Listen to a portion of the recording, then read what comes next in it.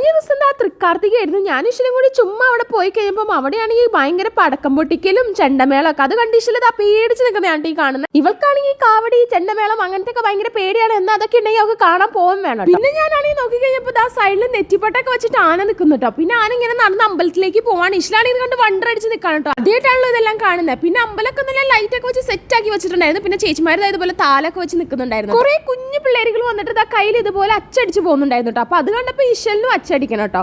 അപ്പൊ നമ്മളിതാ ഒരു ഡിസൈൻ ഒക്കെ സെലക്ട് ചെയ്ത് കയ്യിൽ അച്ചടിക്കാണ്. പുള്ളിക്കാരി കഴിഞ്ഞ ഷഷ്ടിക്ക് നമ്മുടെ അടുത്ത് ഈ ആഗ്രഹം പറഞ്ഞിരുന്നു. അപ്പൊ നമ്മൾ സമ്മതിച്ചിട്ടുണ്ടായിരുന്നില്ല.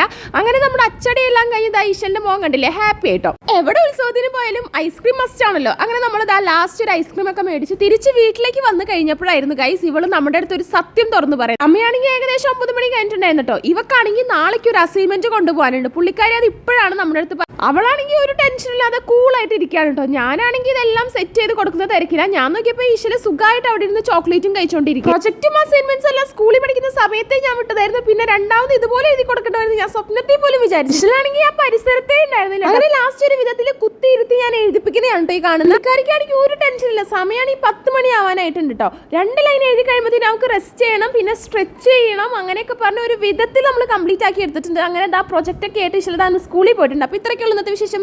ബൈ.